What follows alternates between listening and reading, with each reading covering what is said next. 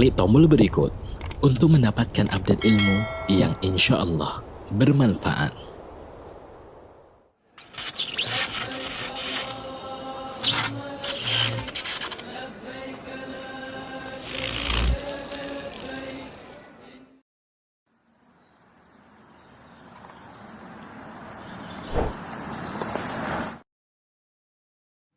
Bersama teman-teman kajian di Amerika, betul ya? Dari pusatnya katanya dari Atalanta ya. Namun yang hadir insya Allah dari berbagai negara bagian di Amerika Serikat. Iya, betul. Untuk mempersingkat waktu, kami persilakan kepada guru kita, Ustaz Syafiq, hafizahullah ta'ala, falyatafaddal mashkura. Jazakumullah khairan. Assalamualaikum warahmatullahi wabarakatuh. Alhamdulillah, segala puji bagi Allah yang telah menyampaikan kita ballaghana syahra Sya'ban, menyampaikan kita ke bulan Sya'ban, bahkan sampai akhir bulan Sya'ban, di mana kita tahu semua keistimewaan bulan Sya'ban. Syahrun yaghfalu anhun nas, bulan yang banyak dilalaikan oleh manusia, yang letaknya terjepit antara bulan Rajab dan bulan Ramadan. Di bulan ini turfa'u fihi al-a'mal ila rabbil alamin. Amalan-amalan itu diangkat kepada Allah Rabbul Alamin. Dan Nabi SAW banyak puasa sunnah di bulan Sya'ban ini. Ini sebuah karunia Allah Azza wa Jal. Kita bisa sampai ke bulan Sya'ban dan kita berdoa memohon kepadanya an yuballighana Ramadan. Allahumma salli wa sallim ala sayyidina wa maulana Muhammadin wa ala alihi wa ashabihi ajma'in. Ya Allah, semoga salawat dan salam senantiasa Engkau curahkan untuk hamba kekasih-Mu, untuk baginda Nabi kita Muhammad alaihi salatu wassalam, untuk keluarga beliau, untuk istri-istri beliau, untuk putra-putri beliau, dan untuk seluruh sahabat Nabi. Semoga Allah meridai kita bersama mereka. Amma ba'd, sebelum berbincang tentang keutamaan bulan Ramadan, sebagian kita itu biasa aja kalau kajian temanya keutamaan bulan Ramadan, udah tahu, udah paham, udah ngerti. Kenapa? Anak ini udah 20 tahun Ramadan, Ustaz. Ini buat orang yang umurnya mungkin 30 tahun. Yang umurnya sekarang 50 tahun, mungkin dia akan mengatakan, saya ini sudah melewati Ramadan 40 kali Ramadan. Jadi udah ngelontokin, kata orang Jawa, tentang keutamaan bulan Ramadan. Jadi kajian kita sekedar merefresh, mengingatkan. Tapi sebelum itu, ada satu perkara penting. Kita puasa Ramadan tahun lalu dan pengangkatan amalan Ramadan tahun lalu untuk setahun itu di bulan Sya'ban. Pernahkah kita berpikir, kira-kira amalan kita diangkat nggak sama Allah? Kira-kira dosa-dosa yang kita lakukan diampuni nggak? Kenapa kita perlu bertanya itu? Karena banyak orang di bulan Ramadan itu hanya perutnya yang puasa, hatinya nggak puasa. Padahal disyariatkan Ramadan itu la'allakum tattaqun, agar kalian menjadi orang yang bertakwa, dan ketakwaan itu di hati bukan di perut. Ketakwaan itu di sini kata Nabi SAW, bukan di perut. Maka kita lihat para ulama di bulan Sya'ban ini mengingatkan agar orang itu membersihkan hatinya dengan harapan Ramadan dia tahun lalu itu diangkat sama Allah Azza wa Jalla. Rasulullah Sallallahu Alaihi Wasallam bersabda dalam hadis yang diriwayatkan Ibnu Majah, "Thalathatun la turfa'u salatuhum fawqa ru'usihim shibran." Ada 3 orang yang sholat mereka nggak diangkat di atas kepala mereka 1 jengkal. 1 jengkal aja nggak naik ke kepala mereka. Siapa mereka? Rajulun amma qauman wa hum lahu karihun. seorang yang jadi imam di satu kaum sedangkan makmumnya itu nggak suka sama dia. Jadi bukan pilihan mereka. Kadang-kala mereka nyelonong jadi imam aja. Yang kedua, wa mra'atun batat wa zawjuha 'alaiha sakhir. Seorang wanita yang suaminya bermalam waktu itu dalam kondisi marah kepada istri. Yang ketiga, wa akhawani mutasariman. Dua saudara, dua orang yang tidak bertegur sapa. Yang memutuskan hubungan di antara mereka. Boleh engkau tidak bertegur sapa, boleh. Tapi nggak semau, ada aturannya. Bagaimana aturannya? 3 hari. Engkau hanya boleh merasa sakit hati kepada saudaramu, merasa benci sama dia, nggak mau ketemu dia, nggak mau salam sama dia, hanya boleh 3 hari. La yahjurul muslim akhahu fawqa thalath. Nggak ada seorang muslim itu tidak bertegur sapa dengan samanya 3 hari. Gimana kalau sekarang setahun kau nggak bertegur sapa sama pamanmu, sama keponakanmu, sama sepupumu? Kita ingin diangkat amalan kita. Nih, tak diangkat amalan. Bagaimana di bulan Sya'ban Allah Azza wa Jalla mengampuni untuk semua hambanya. Li jami'i khalqihi illa li musyrik atau musyahid. Kecuali untuk orang musyrik dan orang yang musyahid. Yang menyimpan dendam di hatinya. Permusuhan kepada saudara. Boleh engkau gak suka sama dia. Tapi jangan memutuskan silaturahim kemudian engkau tidak bertegur sapa.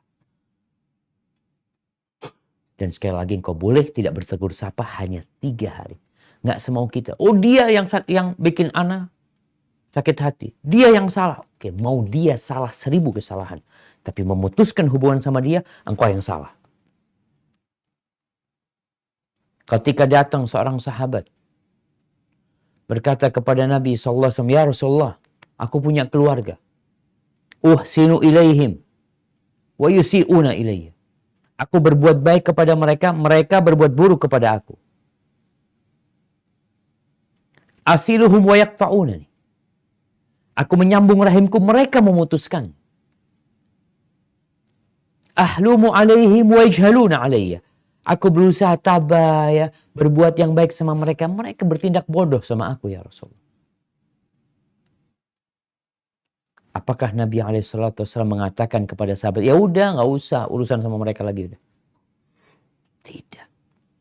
Nabi SAW mengatakan, la in kunta kama taqul. Kalau yang terjadi sama engkau itu seperti yang kau ceritakan, maka annama tasuffuhumul mal.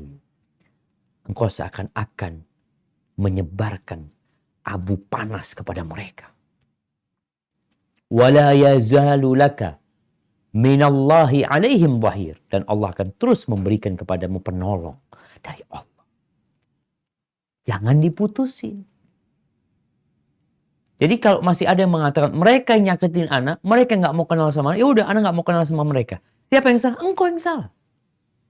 Mereka salah, mereka salah. Kita ini akan dihisab dengan amalan kita masing-masing. Kita berbicara bagaimana kita di bulan Ramadan ini diterima ibadah kita, diangkat amalan kita dengan cara membersihkan wadah amalan itu, yaitu hati kita. Sebelum kita masuk ke bulan Ramadan. Sya'ban masih tersisa 9 hari atau 8 hari. Maka persiapkan diri untuk menyambut bulan Ramadan. Ahibati fillah, Talha bin Ubaidillah radhiyallahu anhu, salah satu sahabat yang dijamin masuk surga. Dia bercerita bahwa ada 2 orang yang datang kepada Nabi SAW. 2 sahabat ini masuk Islam secara bersamaan. Tapi kondisi keduanya berbeda. Yang satu lebih tekun ibadah, lebih semangat mendekatkan diri kepada Allah. Yang satu ibadah tapi nggak setekun yang pertama. Yang pertama ini akhirnya ikut dalam peperangan. fastushhida, lalu mati syahid. Yang tadi yang tekun ibadah mati di medan perang. Kemudian orang yang kedua ini masih dipanjangkan umurnya sampai setahun kemudian, lalu mati dua-duanya ini. Qala Talha mengatakan, fara'aitu fil manam baina ana 'inda babil jannah. Kemudian aku tertidur dan melihat dalam mimpiku seakan-akan aku sedang berada di pintu surga. Idza ana bihima. Di situ aku ketemu sama dua orang itu yang masuk Islamnya bareng. Fa kharaja kharijun minal jannah. Fa adzina lilladzi tuwfiya al-akhir minhuma. Lalu ada yang keluar dari pintu surga, dari surga ke pintu itu, lalu memberikan izin kepada yang nomor dua, yang mati biasa itu, untuk masuk surga lebih dulu. Kemudian dia keluar lagi, menyuruh yang mati syahid untuk masuk surga. Kemudian balik lagi kepada aku mengatakan, irji, fa innaka lam ya'ni laka ba'd. Engkau balik sana, waktumu belum. Bangun Talha. Pagi harinya Talha cerita tentang mimpinya ini kepada sahabat-sahabat. Mereka terheran-heran dengan ceritanya Talha. Sampai cerita ini ke telinga Nabi alaihi salatu wassalam. Lalu Nabi mengatakan kepada mereka, min ayyi dzalika ta'jabun? Apa yang membuat kalian terheran-heran? Faqalu ya Rasulullah, hadza kana ashadd ar-rajulain ijtihadan thumma istushhid. Ini orang yang pertama itu orang yang lebih giat ibadahnya dan matinya mati syahid.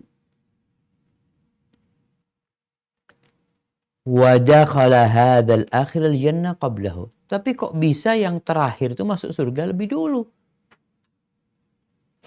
Maka Nabi alaihi salatu wassalam ingin menguraikan masalah yang membingungkan para sahabat. Beliau bersabda alaihi salatu wassalam, "Alaysa qad makatha hadza ba'dahu sanah?" Bukankah yang nomor dua itu, yang masuk surga lebih dulu itu, hidup setahun setelah kematian dia? Qalu bala, iya benar. Qala wa adraka Ramadan. Dan di tahun itu dia hadir di bulan Ramadan. Fasama wa shalla kadza wa kadza min sajdatin fi sana. Kemudian dia puasa di bulan Ramadan. Dia sholat. Bayangkan dalam setahun berapa kali dia sujud sholat memohon kepada Allah Azza wa Jalla. Qalu bala, iya Rasul. Artinya orang yang mati terlambat itu ibadahnya tambah gitu. Dengan setahun dia hidup. Makanya kita tuh nggak boleh minta mati, jemaah.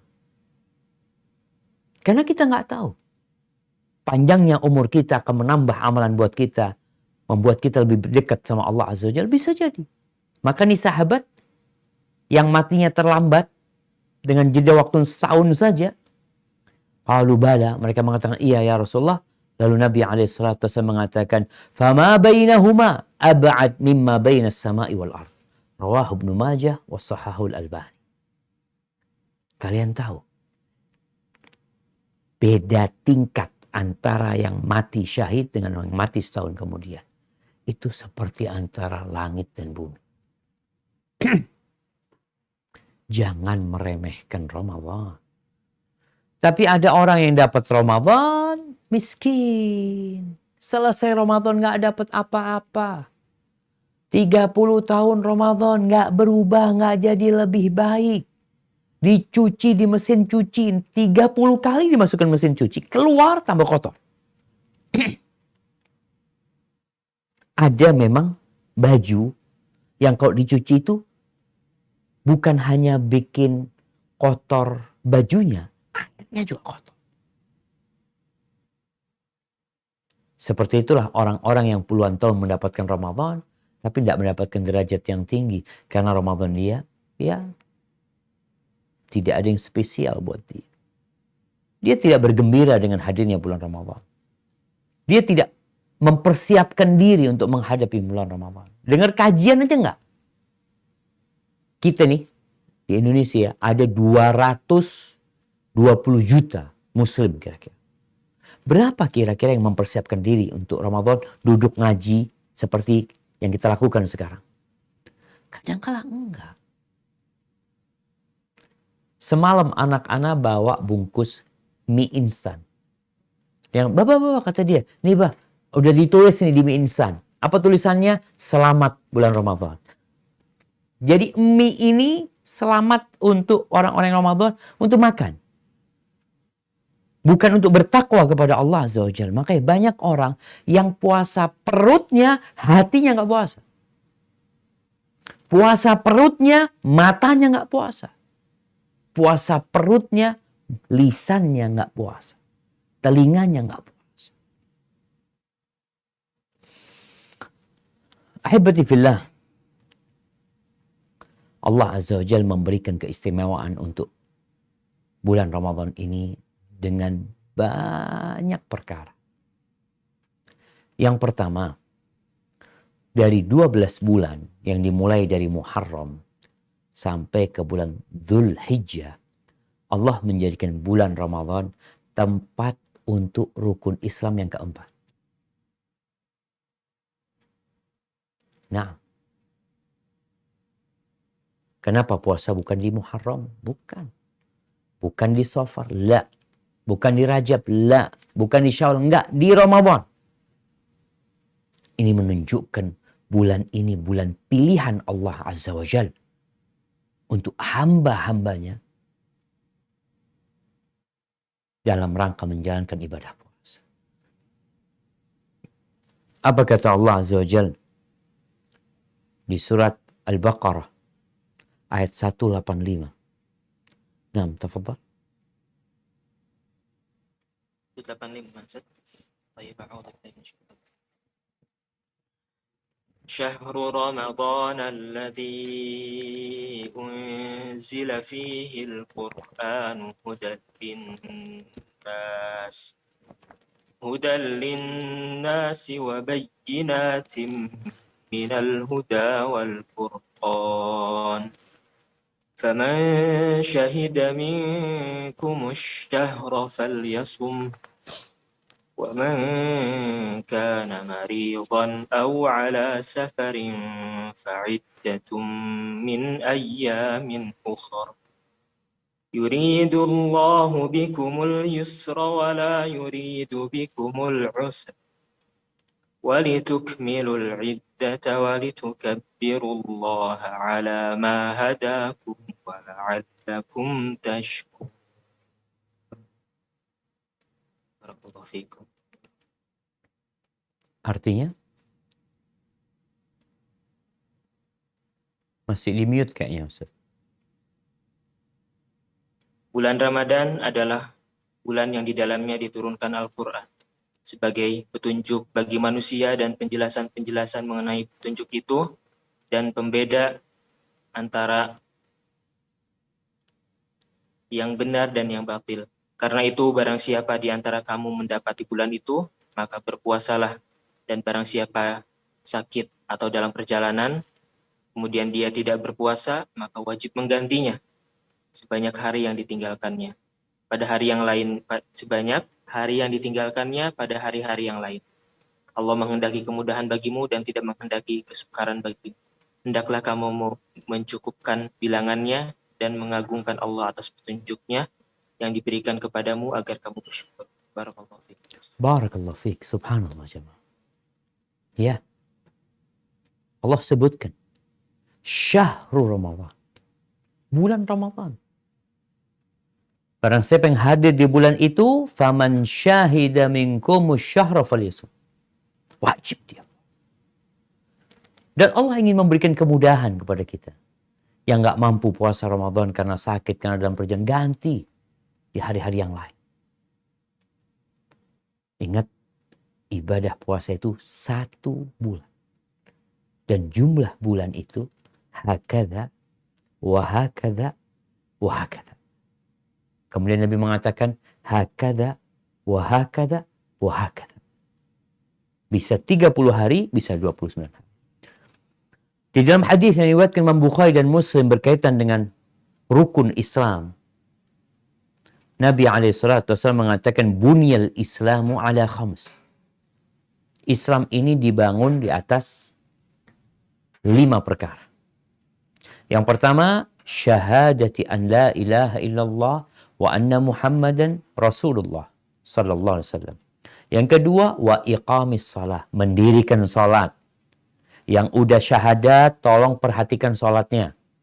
Setelah itu, wa ita'iz zakat, bayarkan zakat. Bagi yang mampu tentunya, yang punya nisab dan syarat-syarat yang berkaitan dengan zakat ada pada diri dia, dia keluarkan zakatnya. Yang keempat, wa shaumi Ramadan, puasa di bulan Ramadan. Ada yang sholat nggak puasa, tapi banyak yang nggak sholat puasa. Ada kayak gitu. Mungkin dia belum baca rukun Islam. Hilang dari dia, sholat itu nggak kelihatan dalam catatan dia. Yang kelima adalah haji ke rumah Allah Azza wa Jalla. Dan kemudian yang kedua, bulan Ramadan ini bulan diturunkannya Al-Quranul Karim. Tadi juga yang udah dibacakan di ayat 185 dari Al-Baqarah. Syahrul Ramadan alladzi unzila fihi Al-Quran. Diturunkan Al-Quran di bulan Ramadan. Rasulullah SAW 1453 tahun yang lalu. 1453 tahun yang lalu. Ketika itu, umur Nabi kita Muhammad SAW 40 tahun. Beliau sedang berada di gua yang berada di puncak gunung yang dikenal sekarang dengan Jabal Nur. Dulu dikenal Jabal Hira, kemudian dikenal dengan Jabal Nur. Disitulah turun Jibril, mendekap Nabi SAW, lalu melepaskannya mengatakan, Iqra, bacalah engkau. Tapi beliau tidak bisa membaca. Didekap lagi untuk yang kedua kalinya, lalu dilepas agar dia membaca. Nabi mengatakan, ma'ana biqari. Yang ketiga kalinya didekap hatta balagha minnil jahd. Lalu dilepas. Lalu Jibril mengatakan, Iqra bismi rabbikal ladzi khalaq. Khalaqal insana min 'alaq. Iqra wa rabbukal akram alladzi 'allama bil qalam 'allamal insana ma lam ya'lam. Jadi permulaan turunnya Al-Qur'an itu adalah di bulan Ramadan. Setelah itu ia turun mengikuti peristiwa-peristiwa dan kejadian-kejadian. Turun di bulan Syawal, turun di bulan Dzulqa'dah, Dzulhijjah, Muharram, Safar, turun sepanjang tahun. Tapi awal penurunannya di bulan Ramadan. Bayangin, Allah memilihkan penurunkan Al-Quran di bulan Ramadan. Dan kalau kita bicara Quran, mana Quran? Udah berapa lama engkau nggak baca Quran? Orang-orang yang berpaling dari Al-Quranul Karim adalah orang-orang yang sengsara dalam kehidupan ini.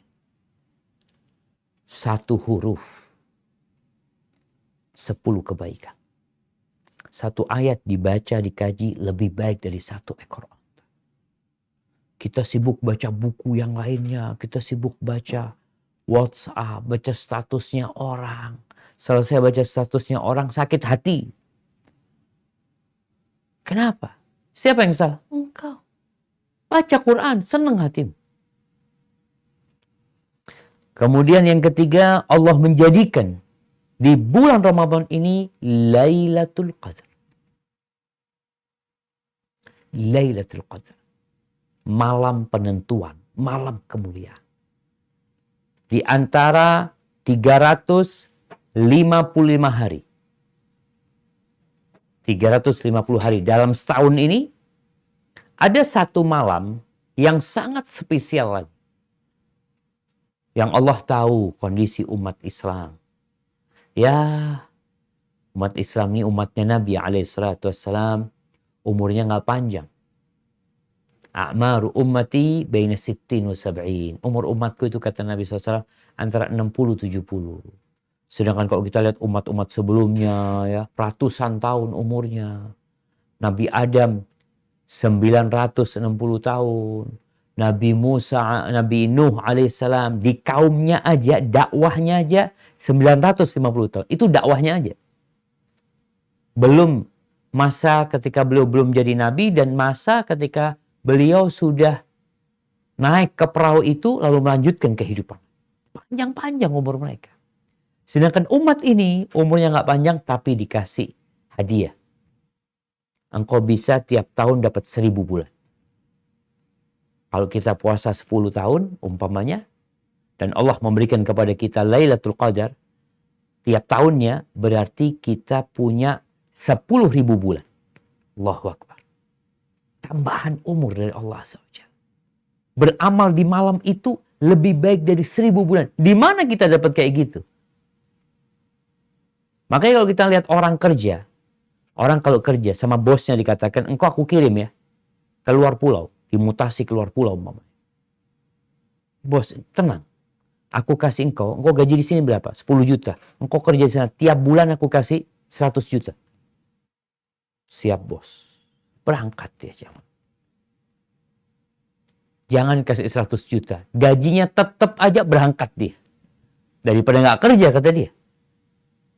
Bagaimana kalau Allah memberikan yang lebih baik dari 1000 bulan? Bukan sama ya, lebih baik. Masa kita nggak cari malam? Ini keistimewaan Ramadan jemaah. Yang sayangnya keistimewaan ini banyak dilalaikan oleh manusia. Kenapa? Karena letaknya di dekat garis finish. Orang kalau lari maraton, kita lihat lari maraton 30 kilo. Itu yang sampai garis finish itu dikit. Ada yang 10 kilo udah tepar. Ada yang 15 kilo nggak kuat. Ada yang 3 kilo udah nggak kuat. Dia ikut perlombaan itu hanya sebagai penggembira. Nggak serius dia.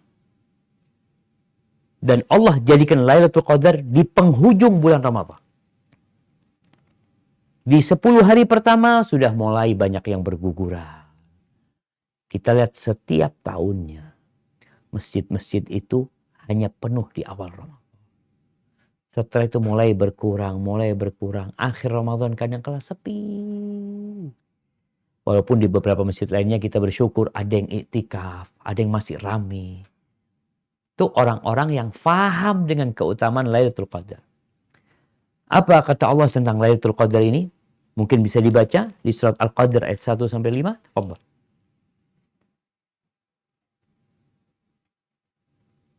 Masih mute Ustaz? Afwan. Barakallahu fikum. Inna anzalnahu fi lailatul qadr. Sesungguhnya, langsung artinya enggak? Fadal, sama artinya langsung Ustaz. Sesungguhnya kami telah menurunkannya, yaitu Al-Quran pada malam Qadar. Wa ma adraka ma lailatul qadr. Dan tahukah kamu apakah malam kemuliaan itu? Lailatul qadri khairum min alfi syahr. Malam kemuliaan itu lebih baik daripada 1000 bulan. Tanazzalul malaikatu waruhu fiha bi'izni rabbihim min kulli amr. Pada malam itu turun para malaikat dan roh yaitu Jibril dengan izin Tuhannya untuk mengatur semua urusan.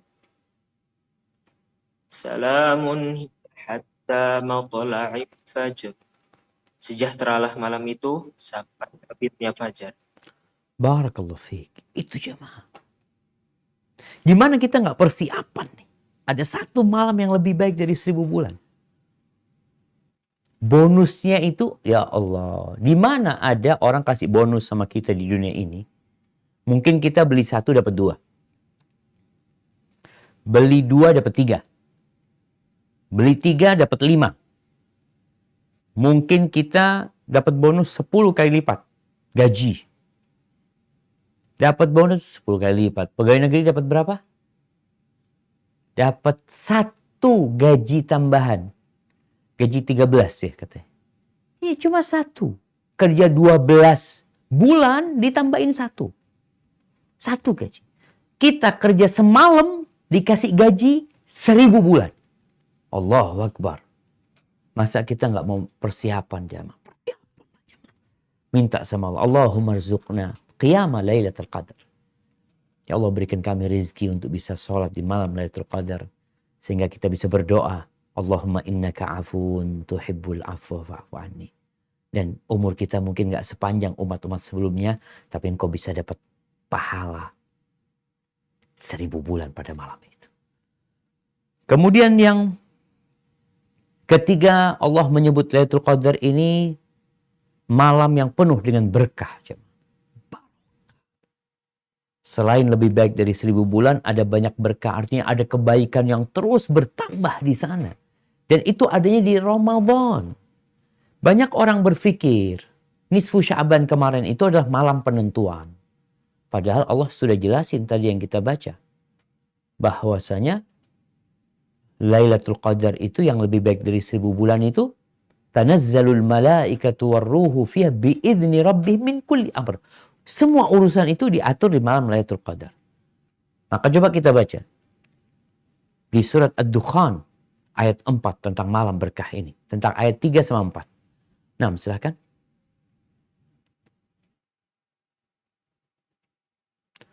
Masih di mute, Ustaz. Baik, barakallahu fikum. Nah. Inna anzalnahu fi lailatin mubarakah. Inna kunna mundirin. Sesungguhnya kami menurunkannya pada malam yang diberkahi. Sungguh kamilah yang memberi peringatan. Fiha yufraqu kullu amrin hakim. Pada malam itu dijelaskan segala urusan yang penuh hikmah.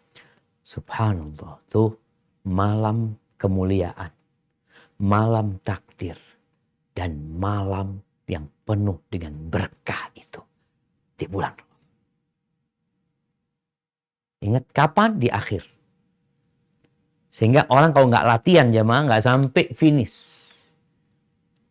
Mungkin sampai finish puasa perut. Perutnya puasa sampai finish. Hatinya nggak sampai finish. Lisannya nggak sampai finish. Matanya nggak sampai finish. Ini banyak orang puasa perut di siang hari, habis maghrib, matanya berzina. Dia pikir haram nonton aurat itu ketika puasa. Malamnya nggak apa-apa. Dia nonton televisi yang diumbar aurat di sana. Kadang-kala di waktu sahur, aurat diumbar, matanya berzina. Makanya dikatakan tadi, perutnya doang yang puasa engkau ini. Hatinya nggak puasa. Sedangkan yang namanya jendela-jendela hati ini, mata kita, telinga kita, lisan, itu jendela hati. Maka tolong dijaga puasa juga. Jangan sampai kita sebelum finish udah berguguran. Padahal malam yang berkah itu ada di akhir-akhir Ramadan. Rasulullah SAW mengatakan fihi lailatan, di malam itu maka dia orang yang terhalang. Ya gimana lebih baik dari 1000 bulan? Apa kata orang-orang kalau seorang pegawai mau dikasih sama bosnya, bosnya mengatakan aku kasih engkau gaji 1000 bulan. Syaratnya apa? Ramadan ini nggak mudik. Gimana nggak mudik? Kerja sampai malam takbiran. Sampai malam Idul Fitri engkau ngantor. Nggak pulang. Dikasih gaji 1000 bulan. Lalu dia maksa mudik. Ayahnya tahu. Nak, engkau ditawarin gaji 1000 bulan. Nggak mudik. Iya ayah. Ya Allah nak. Kok nggak mikir engkau nak? Yang namanya 1000 bulan itu 83 tahun. Udah pensiun orang. Kau dapat gaji sampai masa pensiun. Engkau nggak ambil. Bapaknya akan mencela, ibunya mencela, kakaknya mencela, adik ya. Kemana akalmu? Mau dikasih gaji 1000 bulan? Cukup. Engkau kerja sebulan doang. Kau ngikutin nafsumu nak. Seharusnya kau duduk sabar, sabar. Itu kalau urusan dunia, urusan akhirat kita nggak pernah peduli jemaah. Haibati fillah. Yang keempat ya. Allah Azza wa Jalla menjadikan puasa di bulan Ramadan, qiyamul lail di bulan Ramadan itu sebagai penghapus dosa. Apa kata Nabi SAW dalam hadis yang diriwayatkan Imam Bukhari dan Muslim? Man sama Ramadhana imanan wahtisaban ghufira lahu ma taqaddama min dhanbi. Barang siapa yang berpuasa di bulan Ramadan imanan wahtisaban, karena beriman. Kenapa? Saya mukmin. Engkau kenapa puasa? Saya dipanggil soalnya. Siapa yang manggil engkau? Itu di ayat 183 dari surat Al-Baqarah. Kalau nggak salah Allah mengatakan, Ya ayyuhalladzina amanu kutiba alaikumus siyam kama kutiba alal ladzina min qablikum. Wahai orang-orang yang beriman, diwajibkan atas kalian berpuasa. Saya beriman, Ustaz. Jadi saya puasa. Nih, bukan ikut-ikutan. Kenapa puasa? Satu keluarga puasa, Ustaz. Alhamdulillah. Tapi biasanya mereka 10 hari berhenti, Ustaz. Ya awal-awal anak ikut mereka. Puasanya ikut-ikutan. Bukan karena beriman. Padahal syaratnya harus karena iman. Yang kedua, ihtisaban. Berharap pahala. Niatnya minta sama Allah. Bukan untuk sehat. Ada orang puasa kemana? Enggak, aku pengen diet. Supaya ramping. Supaya sehat. Enggak. Niatnya harus berharap pahala dari Allah Azza wa Jalla. Orang yang seperti ini diampuni dosa-dosa dia yang masalah. Kemudian untuk qiyamul lail. Kenapa di Ramadan itu orang pada menghidupkan malamnya dengan sholat tarawih. Sholat tarawih itu sholat malam sepanjang tahun. Sama aja sholat tarawih itu dengan sholat tahajud. Hanya saja tahajud setelah tidur mungkin. Kalau tarawih ada yang sebelum tidur. Ada yang setelah tidur juga. Sholat malam lah. Kekhususan sholat malam di bulan Ramadan. Sholat malam di bulan Ramadan. Karena iman. Bukan karena ikut-ikutan. Wahtisaban karena berharap pahala. Bukan mau cepet-cepetan. Makanya kadang-kadang kita lihat. Orang-orang itu selama Ramadan cari masjid yang paling cepat. Imamnya panjang sedikit. Dia sakit hati sama imamnya. Protes dia. Dia ngomong sama takmir masjid DKM. Tolonglah fulan ini. Terlalu lama dia. Cari imam yang lainnya. Subhanallah. Tapi kalau dia sholat malam karena imanan wahtisaban, maka dia akan minta imamnya lebih panjang lagi imamnya. Kenapa? Supaya pahalanya lebih banyak. Nggak sama lah orang yang sholat malamnya itu 30 menit sama yang 1 jam. Masa sama? Nggak sama orang yang rukuknya itu hanya membaca Subhana Rabbiyal Azimi dengan orang yang baca Subhana Rabbiyal Azimi 3 kali. Sama. Makanya sekarang bagaimana berburu pahala karena iman wahtisaban. Sehingga harapan Anda tiap tahun kita jadi lebih baik. Mungkin kita nggak bisa merubah masjid yang di kampung kita. Tapi kita bisa pindah cari masjid yang lainnya. Aduh, masjid kampung Anda terus serang. 10 tahun nggak ada perubahan. Imamnya itu nggak berubah. Nggak bacaannya lebih panjang dikit kek. Kalau tahun lalu mungkin ya bacanya juz amma, mungkin tahun ini bacanya juz tabarok. Nanti juz al-mujadilah. Inginnya kalau bisa 1 hari ya 1 juz. Mungkin kalau kita siap-siap. Kalau kita punya persiapan Ramadan sejak bulan Rajab, kita sudah mempersiapkan diri. Sehingga masuk bulan Ramadan, kita nggak suka sama imam yang cepat. Kenapa? Ya Allah, masa sama aja dengan bulan Rajab? Harus berbeda, harus upgrade. Itu keutamaan Ramadan, yang puasa dan yang bangun malam karena iman dan berharap pahala dari Allah, diampuni dosa-dosa dia yang masalah. Tapi ingat, hatinya jangan sampai kita menyimpan dendam sama saudara kita. Kemudian yang kelima, Rasulullah SAW menyebutkan bahwa di bulan Ramadan pintu-pintu surga itu dibuka, pintu-pintu neraka ditutup, dan setan-setan dibelenggu. Sebagaimana dalam hadis riwayat Imam Bukhari dan Muslim, bahwa Nabi SAW mengatakan, "Idza jaa Ramadan, futtihat abwabul jannah, wa ghulliqat abwabun nar, wa suffidatis syayatin, wa maradatul jin." Apabila datang bulan Ramadan, pintu-pintu surga dibuka. Allahu Akbar. Maka kita itu kalau masuk bulan Ramadan, awal Ramadan, kita mencium aroma kebaikan. Pintu surga dibuka. Kita melihat orang-orang semangat beribadah. Yang gak pernah pegang Quran, jadi pegang Quran. Yang gak pernah sholat malam, jadi sholat malam. Yang biasa ke tempat maksiat, gak lagi ke tempat maksiat, ditutup tuh tempat-tempat maksiat. Kenapa? Pintu neraka ditutup sebenarnya. Dan setan-setan dari bangsa jin dibelenggu. Setan-setan dari bangsa jin dibelenggu. Yang dari bangsa manusia nggak dibelenggu. Karena setan itu ada dua. Syayatinul insi wal jin. Ada setan-setan dari bangsa jin dan ada setan-setan dari bangsa manusia. Yang jin diperistirahatkan, dibelenggu, dipenjara. Yang manusia bergerak. Makanya kalau kita lihat tayangan-tayangan televisi yang penuh dengan dosa, tetap ditayangkan. Siapa yang menjalankan itu? Setan-setan manusia. Maka jangan sampai setannya dibelenggu, kitanya jadi setan. Bagi yang bekerja di media, tolong bertakwa kepada Allah. Jangan sampai di bulan Ramadan engkau menggantikan peran setan.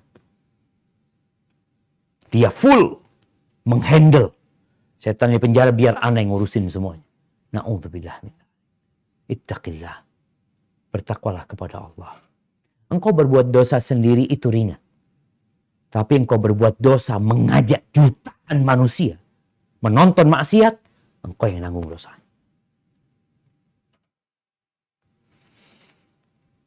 Yang keenam, sesungguhnya Allah di setiap malam di bulan Ramadan itu membebaskan hamba-hamba dari api neraka. Wallah kita nggak tahu jamaah. Kita ini divonis sebenarnya masuk neraka apa masuk surga. Wah, nggak tahu. Allah Maha tahu. Maka kita memohon kepada Allah agar kita divonis bebas dari api neraka. Dan di setiap malam Ramadan ada orang-orang yang dibebaskan dari api neraka. Dikasih remisi, bebas. Dalam hadis yang diriwayatkan Imam Ahmad dari Abu Umamah bahwa Nabi SAW bersabda, "Lillahi inda kulli fitrin utaqa." Sesungguhnya bagi Allah di setiap berbuka itu hamba-hamba yang dibebaskan dari api neraka. Setiap berbuka ada hamba yang seakan-akan dikasih stempel bebas dari api neraka. Semoga kita termasuk yang dibebaskan dari api neraka. Kemudian dalam riwayat Bazzar dari hadis Abi Sa'id Al-Khudri radhiyallahu anhu qala Rasulullah sallallahu alaihi wasallam, "Inna lillahi tabaraka wa ta'ala utaqa fi kulli yawmin wa laylah." Sesungguhnya bagi Allah Azza wa Jalla di setiap malam dan siang Ramadan itu ada orang-orang yang dibebaskan dari api neraka. Wa inna likulli muslimin fi kulli yawmin wa laylatin da'watun mustajabah. Dan di setiap malam dan siang hari bulan Ramadan itu ada doa yang dikabulkan oleh Allah Azza wa Jalla. Hadis ini disahihkan oleh Syekh Albani rahimahullah ta'ala. Maka jangan sampai kita tidak memanfaatkan itu yang namanya tahanan. Kalau dikatakan akan dikasih remisi, dia akhlaknya jadi baik ya. Yang akhlaknya baik, yang dikatakan yang insya Allah tiap pagi sholat duha, bersih-bersih, insya Allah dibebaskan. Apa yang akan terjadi? Mereka akan semangat. Karena semua ingin bebas. Dan kita tahu kita semua sudah divonis akan masuk neraka. Semuanya. Yakni melewatin sirat yang berada di atas neraka Jahannam. Allah Azza wa Jalla mengatakan, wa in minkum illa wariduha kana ala rabbika hatman maqdiyah. Tidak ada satupun dari kalian melainkan sudah dipastikan untuk melewati neraka itu. Tsumma nunajjil ladzina taqaw wa nadharu adh-dhalimina fiha jithiya. Kemudian kami akan menyelamatkan orang-orang yang bertakwa. Ini Ramadan untuk meraih ketakwaan kepada Allah Azza wa Jalla. Semoga kita dibebaskan dari api neraka. Baca doa, Allahumma a'tiq riqabana minan nar. Ya Allah, bebaskan kami dari api neraka. Kemudian yang ketujuh, puasa Ramadan ini menjadi sebab dihapuskannya dosa yang telah lalu dari Ramadan tahun lalu. Kita punya waktu 11 bulan, jemaah.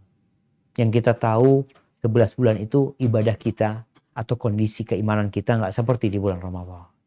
Adalah kita berbuat salah, ada kita melakukan kemaksiatan, ada dosa-dosa. Dan Ramadan datang, kata Nabi SAW dalam hadis riwayat Muslim, as-salawatul khams, salat yang 5 waktu, wal jumu'atu ilal jumu'ati. Dan dari satu Jumat ke Jumat selanjutnya. Wa Ramadan ila Ramadan, dan dari satu Ramadan ke Ramadan selanjutnya, mukaffiratun ma bainahunna idza ijtunibatil kabair. Itu merupakan penghapusan dosa-dosa apabila dosa besar itu dihindari. Kita lihat nih bagaimana sistem penghapusan dosa. Yang pertama, sistem harian, yaitu sholat yang 5 waktu. Jadi jangan sampai engkau nggak sholat waktu, engkau puasa Ramadan, mengatakan, nah insya Allah dihapuskan dosa setahun. Anak ambil penghapusan 1 tahun aja, Ustaz. Apa? Ya sudah, anak Ramadan pokoknya puasa. Kan dihapuskan dosa tahun lalu. Ingat, ada penghapusan tiap hari yang harus dilewatin. Ini proses. Tadi kalau dikatakan orang yang ditahanan, engkau itu akan bebas, tapi dengan catatan. Catatannya apa? Sholat yang 5 waktu. Itu penghapusan tiap hari.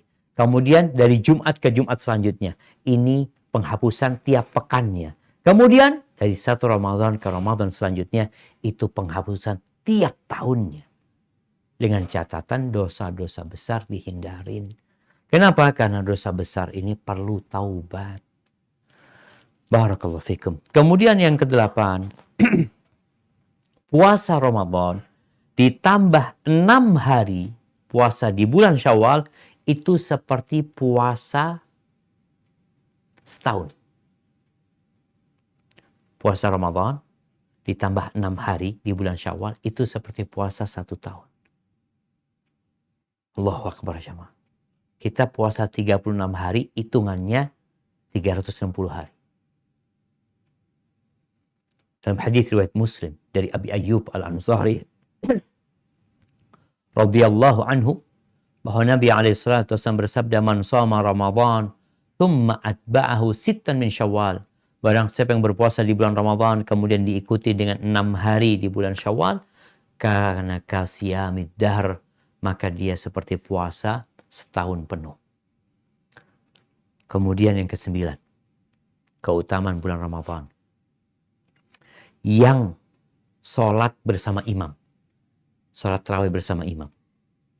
Sampai imamnya selesai. Itu dapat pahala sholat semalam suntuk. Anggap dia sholatnya 1 jam. Malam itu kalau hitungannya dari jam 6 maghrib sampai jam 5 adzan subuh, anggap ya kira-kira 11 jam.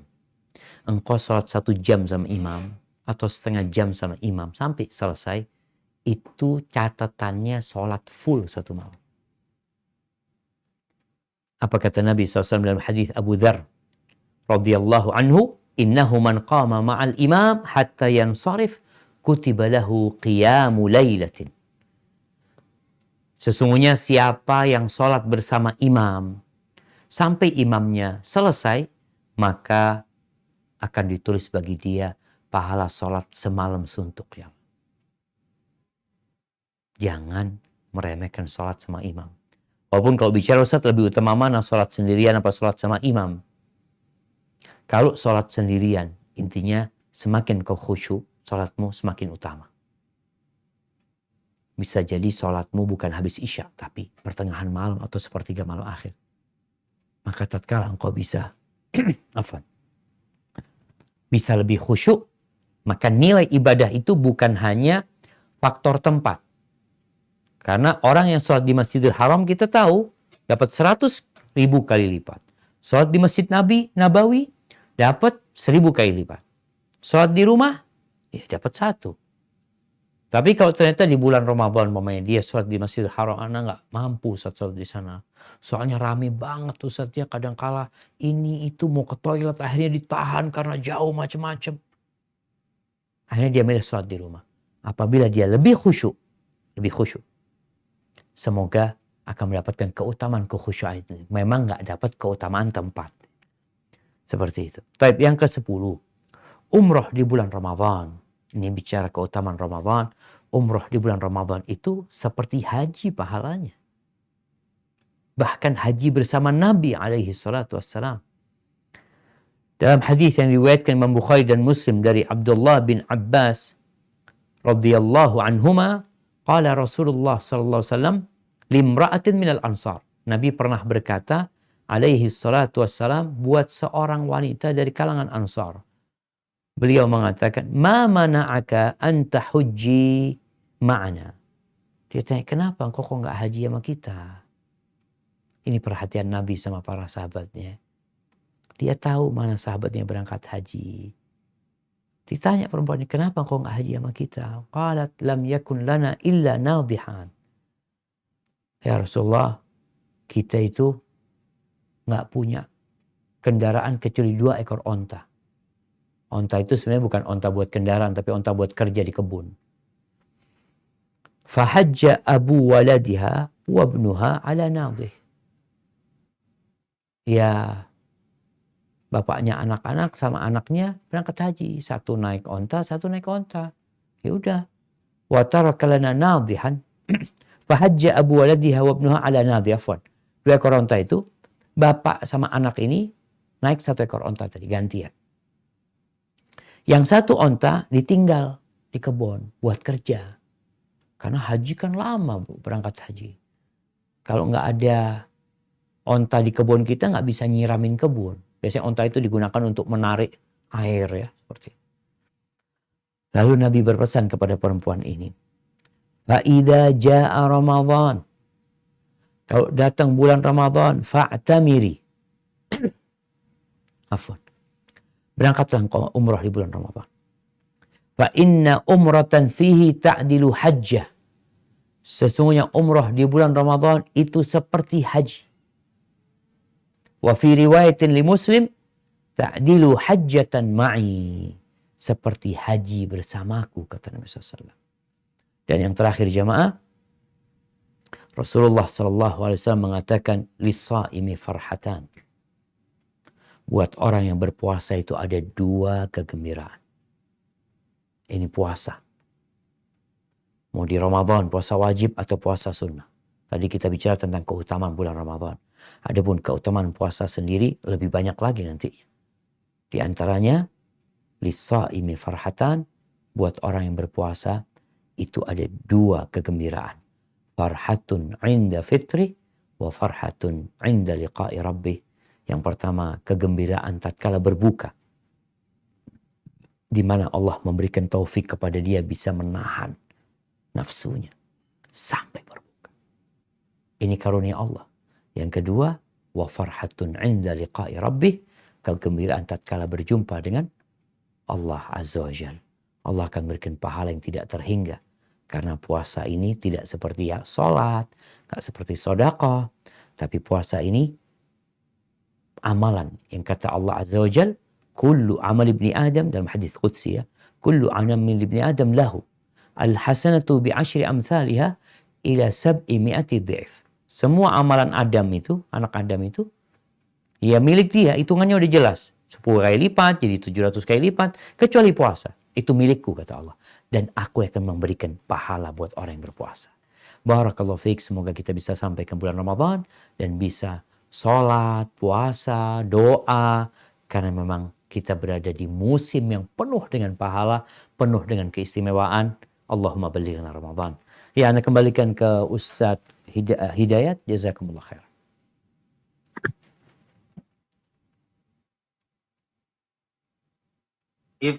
Barakallahu fikum Ustaz, jazakumullah khairan ala ma qaddamtum min ad-durus. Jazakumullah khairan kepada Ustaz Syafiq hafizahullah taala yang telah menyampaikan pelajarannya, ilmunya. Masya Allah, semoga kita bisa mengambil setiap apa yang disampaikan oleh beliau menjadi amalan yang betul-betul menjadi rutinitas kita nanti di Ramadan. Barakallahu fikum. Kemudian Masya Allah nih Ustaz, jamaahnya cukup banyak sekali. Kayaknya di negara sana cocok ini waktunya untuk kajian ya. Malam hari kayaknya di sana. Masya Allah. Gimana nih Ustaz? Langsung masuk ke pertanyaan atau gimana Ustaz? Tafadhal Ustaz Hidayat. Pertanyaan langsung atau pertanyaan yang dibaca, silakan Ustaz Hidayat. Baik, kita mulai dulu dengan pertanyaan yang dituliskan ya Ustaz ya. Siap. Dari Abu Fatih. Assalamualaikum warahmatullahi wabarakatuh. Waalaikumsalam warahmatullahi Semoga wabarakatuh. Ustadz dan keluarga juga tim selalu diberikan umur panjang dan keberkahan rezeki. Izin bertanya, jika di lingkungan kerja semakin sering berinteraksi, namun setelah itu kita difitnah oleh mereka, ya, kemudian Ana diam, lalu Ana mengurangi interaksi, kemudian dia menikah, Ana menghadirinya, ya, walaupun Ana tahu difitnah, kemudian setelah itu difitnah lagi, kemudian Ustaz, bagaimana sikap Ana setelah itu? Barakallahu fikum. Allahu Akbar. Naam jamaah.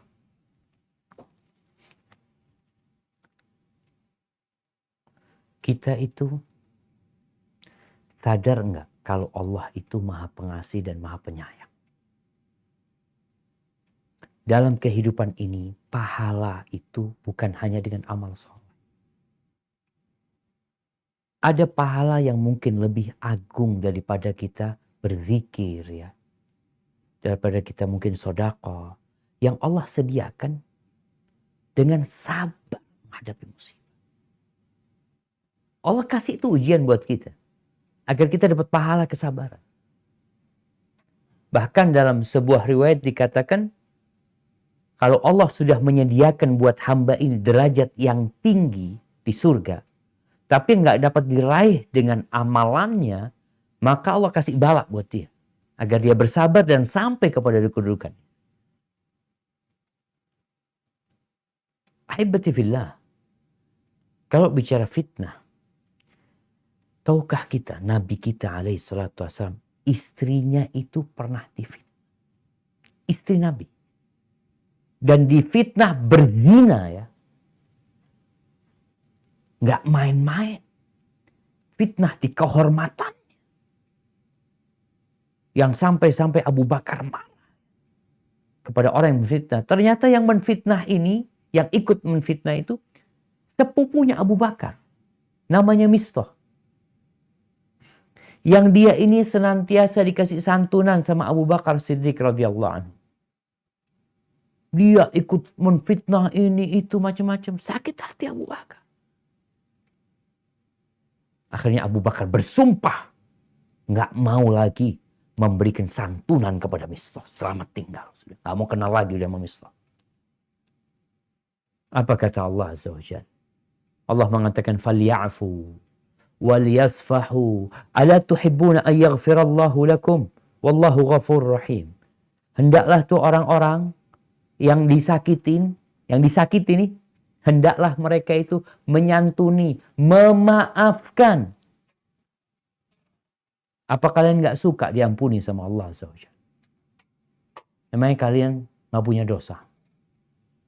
Maka kita berbaik sangka sama Allah bahwasanya fitnah-fitnah yang ada ini itu dalam rangka Allah mengangkat derajat kita, dalam rangka Allah memberikan peluang pahala buat kita. Bukankah antum dapat aliran dana dari yang menfitnah itu? Aliran bukan fulus ya, aliran pahala buat antum. Maka seharusnya antum santai aja, terus berbuat baik sama mereka. Ada kondisi-kondisi yang kita perlu memberikan klarifikasi. Tujuannya apa? Bukan membersihkan nama kita, tapi menyelamatkan saudara kita. Kesian dia kalau terus menfitnah kita. Mungkin dia dapat informasi yang salah. Mungkin ada yang mindah omongan kepada dia dan kurang tepat. Kita mungkin santai, biar mau ngomong apa dia, orang anak nggak melakukan itu. Tapi kan kesian juga dia kalau dibiarin. Nabi SAW pernah satu malam tatkala beliau di bulan Ramadan, tatkala beliau iktikaf di malam hari itu, beliau dikunjungin oleh salah satu istrinya, Sofiyah binti Huyai. Setelah itu pulang. Karena malam dan rumahnya Sofiyah agak jauh, Nabi ikut mengantarkan Sofiyah ke rumahnya. Di tengah jalan berpapasan dengan dua orang dari kalangan Ansar. Melihat Nabi sama perempuan, dua orang itu jalannya tergesa-gesa. Rasulullah SAW menghentikan langkah kedua orang itu. Ala rislikuma. Beliau lalu mengatakan, innaha Sofiyah zaujati. Ini perempuan yang bersamaku adalah Sofiyah, istriku. Subhanallah, kata dua sahabat ini. Subhanallah. Ya Rasulullah, kata Nabi SAW, setan itu ikut aliran darah. Aku takut setan itu menimpakan di hati kalian keburukan. Akhirnya kalian menyangka yang tidak-tidak. Maka dalam rangka menyelamatkan orang itu, Nabi SAW menjelaskan siapa perempuan. Jadi kadangkala kita perlu mengadakan klarifikasi, ya bukan karena ingin menyucikan nama kita, tapi ingin menyelamatkan saudara kita. Maka buat antum yang bertanya, bersabarlah antum berbaik sangka sama Allah. Mudah-mudahan ini jadi pahala buat antum. Jangan sampai antum akhirnya tidak bertegur sapa dengan dia. Selesai antum gak dapat pahala juga. Dan dibenci orang yang memutuskan hubungan sama saudara. Hadza wallahu a'lam bissawab. Allah khairan Ustaz atas jawaban dan sekaligus nasihatnya. Kemudian kami persilahkan ya kepada penanya langsung, yaitu yang pertama kami persilahkan kepada Ibu Wiwin. Tafadhol Ibu Wiwin, jika ada pertanyaan langsung kepada Ustaz. Silakan. Ya, Assalamualaikum warahmatullahi wabarakatuh. Jazakallah khairan untuk host yang telah mempersiapkan, mengizinkan untuk bertanya langsung kepada Ustadz. Barakallahu fiik. Assalamualaikum warahmatullahi Ustadz. Waalaikumsalam warahmatullahi wabarakatuh. Ahlan wa sahlan. Barakallahu fiik. Naam, tafadhali Ibu Win. Ya, Afwan izin bertanya Ustadz berkenaan materi yang tadi Ustadz sampaikan bahwa dalam surat Al-Qadar dijelaskan bahwa di 10 malam terakhir itu salah satunya adalah Allah akan mengatur urusan hamba. Di sini maksudnya apakah dalam setahun ke depan gitu ya Ustadz ya? Nanti mohon dijelaskan. Dan bagaimana dengan bulan Sya'ban di mana Allah mengangkat amalan seorang hamba. Jadi mohon dijelaskan korelasinya di mana Sya'ban amalan seorang hamba diangkat, tetapi di 10 terakhir Ramadan Allah mengatur urusan hamba. Jadi mohon penjelasan kedua ini Ustadz. Jazakallahu khairan. Barakallahu. Nah, barakallahu fiik. Nah, pertanyaan yang menarik jamaah berkaitan dengan Ramadan dan Sya'ban. Kalau bicara diangkatnya amalan hamba, ini bicara diangkatnya amalan hamba, juga bicara tentang dicatatnya amalan hamba sebagai takdir nantinya. Kalau diangkatnya amalan hamba ini, ada diangkatnya amalan tiap hari. Ada proses pengangkatan amalan tiap hari yang Nabi SAW mengatakan bahwasanya itu terjadi pada waktu subuh dan asar. Jadi ada shift malaikat siang, malaikat malam. Itu diangkat amalan siang pada waktu asar dan amalan malam diangkat pada waktu subuh. Yata'aqabu fikum malaikatul lail wan nahar, kata Nabi SAW. Kemudian ada diangkat amalan per pekan. Ternyata dalam sepekan itu diangkat 2 kali, hari Senin dan hari Kamis. Kemudian ada diangkatnya amalan itu setiap tahun, yaitu pada bulan Sya'ban. Kemudian ada diangkatnya amalan setiap hidup. Bukan setiap hidup ya, seumur hidup sekali. Yaitu tatkala orang itu meninggal dunia, ditutup catatannya, diangkat. Ini diangkatnya amalan. Itu di bulan Sya'ban yang setahun sekali. Ada hadis di bulan Sya'ban ini yang menjelaskan bahwasanya malam Lailatul Nisfi min Sya'ban itu malam penentuan ajal, penentuan rizki ini itu semua. Tapi hadis itu dhaif. Kenapa? Karena yang sahih di bulan Ramadan. Selain sanadnya dhaif, bahkan dikatakan palsu, dan penentuannya di bulan Ramadan. Nah, bicara pencatatan takdir ini, ada pencatatan di buku umum, yaitu yang di Lauhul Mahfuz. Kemudian ada pencatatan takdir ketika manusia berumur 120 hari. Itu catatan umum yang di Lauhul Mahfuz, kemudian ada catatan per orang. Catatan per orang ini tatkala umur 120 hari dikirim malaikat yang mencatat, tentunya mencatat dari yang di Lauhul Mahfuz. Itu dicatat untuk dia secara perorangan, fulan akan berumur sekian, akan dapat rezeki sekian, akan menikah dengan fulan, dan kelak fulan akan berbuat ini dan itu, sampai nanti dia meninggal dunia. Sampai masuk surga atau masuk neraka. Kemudian ada catatan tahunan. Yang tadi disebutkan oleh Bu Win bahwasanya di malam Lailatul Qadar itu ada pencatatan untuk takdir setahun kemudian. Sampai Ramadan tahun depan. Sampai Ramadan tahun depan, seperti itu. Jadi ini yang dilakukan oleh malaikat-malaikat Allah yang diperintahkan oleh Allah untuk seakan-akan memindah catatan buku ya. Dari yang Lauhul Mahfuz, nanti ke catatan per orang, nanti tiap tahun itu, ini catatan umum tapi untuk 1 tahun aja. Siapa yang mati tahun itu, siapa yang mungkin akan lahiran tahun itu, siapa yang akan diangkat jabatannya, itu pada malam Lailatul Qadar. Jadi seperti itu. Jadi ada perbedaan yang tadi itu diangkatnya amal, kalau ini catatan yang berkaitan dengan takdir dia. Kemudian jamaah, subhanallah, dimulai Ramadan dengan Sya'ban. Jadi seakan-akan amalan ini diangkat, kemudian nanti di bulan Ramadan, catatan itu dimulai untuk setahun ke depannya. Maka tadi kita bicarakan jangan sampai kita, ya amalan kita nggak diangkat ya, gara-gara kita menyimpan dendam kepada saudara kita. Hadza wallahu a'lam bishawab. Mungkin seperti itu Ibu Win. Jazakumullah khairan Ustaz atas jawabannya, semoga ini mendapatkan jawaban yang terbaik. Kemudian selanjutnya masih kami persilahkan kepada jamaah yang dari Amerika ya. Silahkan, mungkin ada yang bertanya. Ini boleh saya yang bacain atau enaknya gimana ya? Dari host, mungkin ada host Amerika, silakan. Mungkin ada yang diizinkan untuk bertanya langsung. Iya, jazakallah khair Pak Ustadz. Ini ada pertanyaan dari Ibu Neneng ya, Ibu Neneng Umur Rizki, silahkan di unmute. Pertanyaannya tadi tentang melakukan ibadah 10 terakhir di bulan Ramadan. Apa mau aku bacain aja? Boleh dibacakan juga boleh, Boleh. Apa Ana yang harus menjelaskan? Silahkan, nanya langsung aja sama Pak Ustadz, nggak apa-apa. Assalamualaikum Ustadz. Waalaikumsalam warahmatullahi wabarakatuh. Ahlan wa sahlan, barakallahu fiik. Naam, tafadhali. Afan, Ana mau tanya Ustadz. Ya. Apabila kita melakukan rutin beribadah di bulan di bulan Ramadan, di 10 terakhir Ramadan itu, kita akan mendapatkan malam Lailatul Qadar asal dilakukan setiap hari rutin dan pada malam bulan Ramadan itu. Dan yang mau saya tanyakan itu Ustadz, apakah ibadahnya apa aja Ustadz yang harus kita lakukan? Siap. Itu aja Bu Neneng. Barakallahu fiik.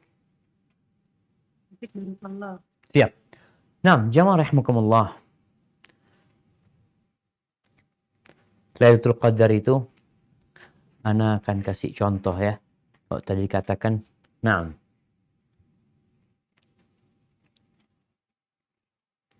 Satu. Itu 2.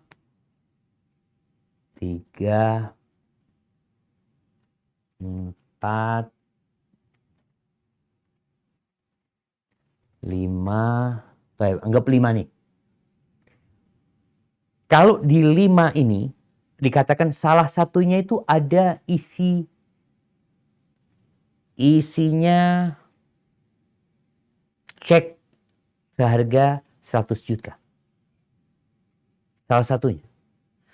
Kalau Ana memilih, bisa jadi dapat, bisa jadi enggak. Ana pilih ini ternyata. Oh, ternyata ada di sini. Tapi kalau Ana ambil semuanya, dapat enggak Ana cek yang 100 juta? Dapat. Begitu pula dengan Lailatul Qadar. Kalau 10 hari full kita ibadah, nggak pilih-pilih.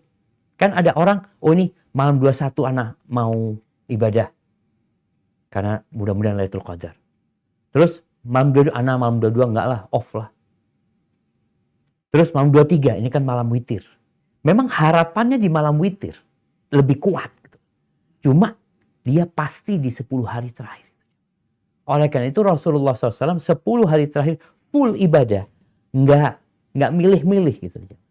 Hanya saja usahakan kita kalau full 10 hari terakhir, kalau malam ganjil itu ditambah semangat ibadahnya. Tapi tetap 10 akhir Ramadan, insya Allah kita akan mendapatkan Lailatul Qadar. Lalu apa saja amalan yang perlu dilakukan? Semua amal soleh.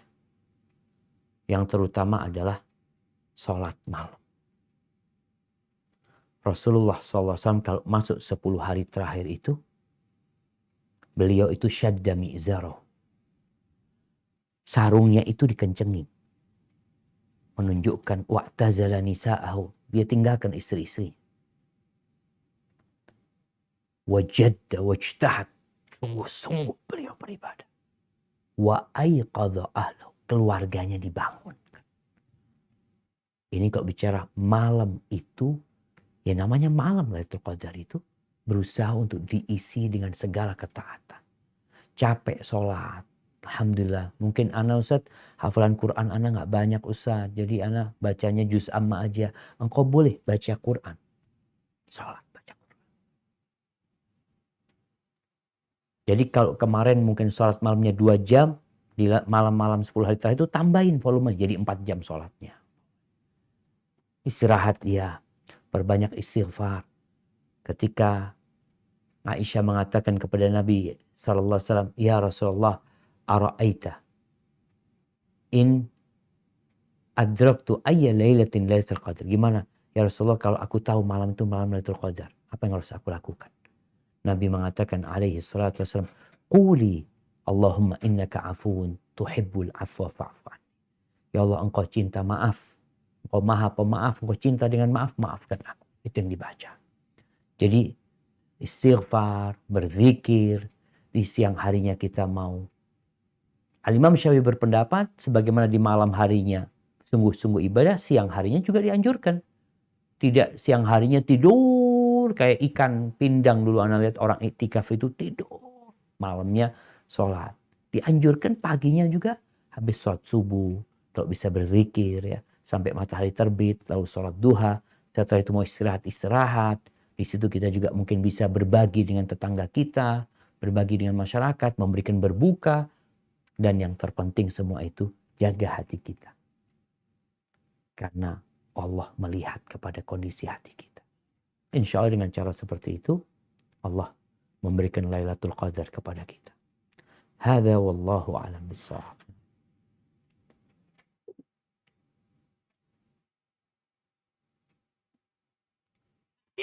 Insyaallah atas jawabannya, jazakumullah khairan Ustaz. Masih kami persilahkan kepada jamaah yang dari Amerika. Silakan, mungkin ada yang mau bertanya langsung. Iya, jazakallah khair, Ustadz Hidayat. Pak Ustadz Syafiq, ini ada beberapa pertanyaan.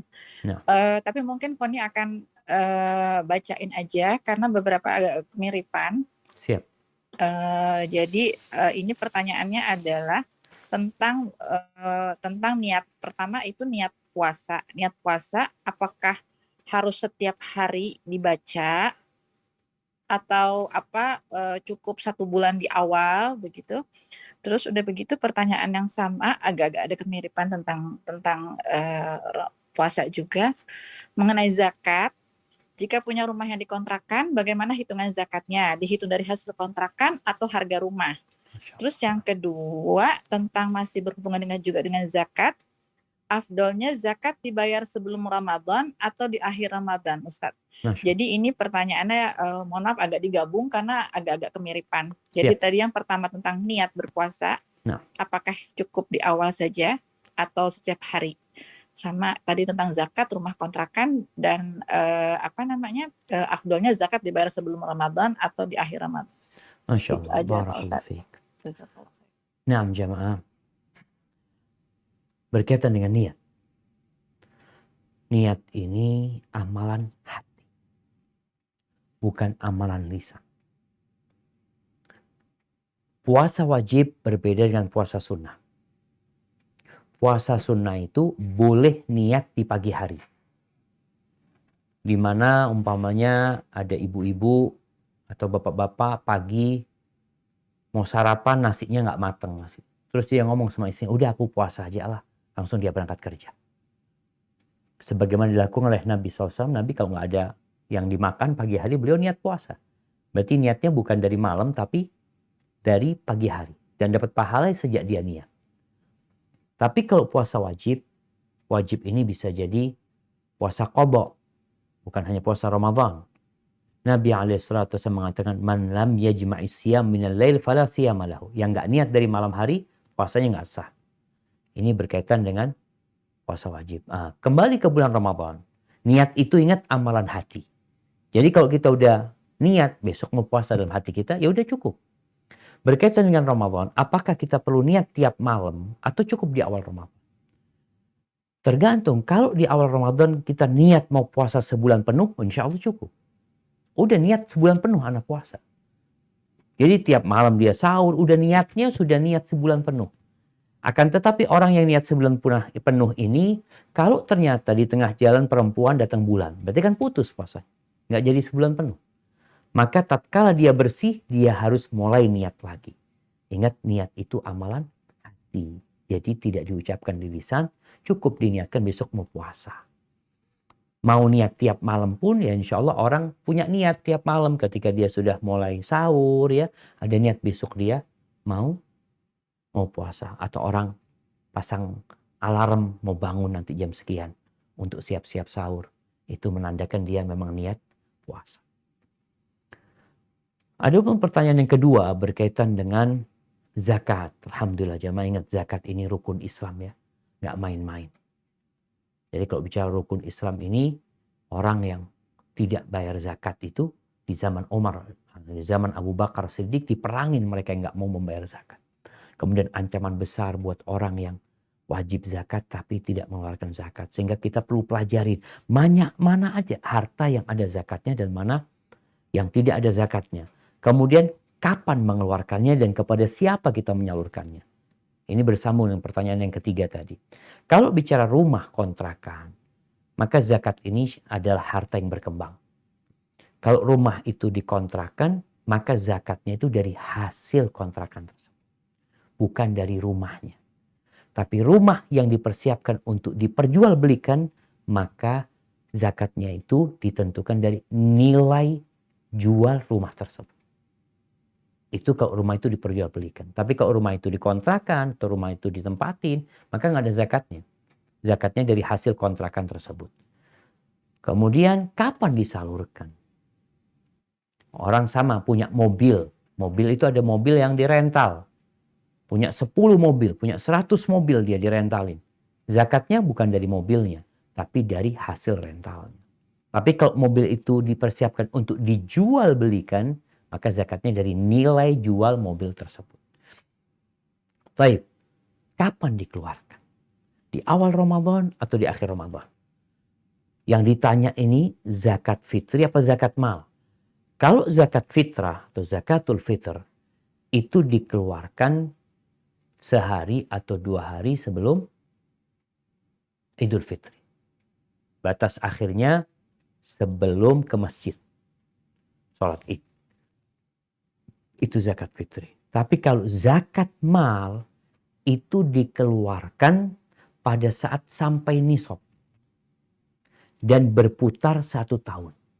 Umpamanya ana alhamdulillah, ana dapat rezeki, umpamanya ada orang atau ya beli sesuatu atau ana jual barang ana, umpamanya ana jual mobil dapat 100 juta duitnya, alhamdulillah. Kapan ana jual mobil ini? Tanggal 21 Sya'ban tahun lalu. Ana taruh nih 200 juta duitnya. Nggak diapa-apain. Kapan dikeluarkan zakatnya? Wajib zakatnya setelah berputar 1 tahun. Pas tanggal 21 Sya'ban tahun ini, wajib zakatnya dikeluarin. Jangan nunggu Ramadan. Kenapa? Karena wajibnya di bulan Sya'ban. Kalau kita nunggu Ramadan berarti kita menunda. Menunda nggak boleh, mensegerakan boleh. Kalau kita punya uangnya umpamanya di bulan Syawal, Ustaz. Anak punya rezeki itu bulan Syawal. Alhamdulillah anak dapat rezeki umpamanya dapat uang 100 juta di bulan Syawal. Lalu mau dikeluarkan di bulan Ramadan boleh. Karena mengeluarkannya sebelum jatuh tempo. Jadi jatuh temponya ingat berputar setahun, tahunnya tahun Hijri. Jadi bukan tahun Masehi karena ada perbedaan 11 hari kira-kira. Kalau kita umpamanya anak dapat duit itu Ustaz tanggal 2, tanggal 2 April. Tanggal 2 April Anda dapat uang itu. Kalau kita keluarkan 2 April tahun depan, itu udah kelewat. Udah kelewat 11 hari. Seharusnya mundur 11 hari sebelum itu. Semoga itu dapat menjawab pertanyaan yang 3 tadi. Wallahu a'lam bishawab. Jazakumullah khairan Ustaz atas jawabannya. Sebelumnya Ana mau bertanya dulu Ustaz, apa masih ada waktu ini? Tafadhol. Nah. Kemudian jamaah dari Amerika, apa masih ada pertanyaan? Iya, Kalau tidak, banyak nih, alhamdulillah. Oh masih banyak. Silakan. Kalau gitu silakan. Iya Pak Ustadz, Mungkin Masya Allah yang mirip-mirip digabungkan aja ya. Iya betul. Ini Masya Allah malam ini nih Pak Ustadz rame sekali gitu ya dan Masya banyak Allah. banget pertanyaannya. Mudah-mudahan Pak Ustadz selalu berkenan untuk ini meluangkan waktunya ini buat yang akan bertanya. Pertanyaan berikutnya ini mungkin disampaikan oleh Ibu Susi. Ibu Susi, mangga silahkan di-unmute.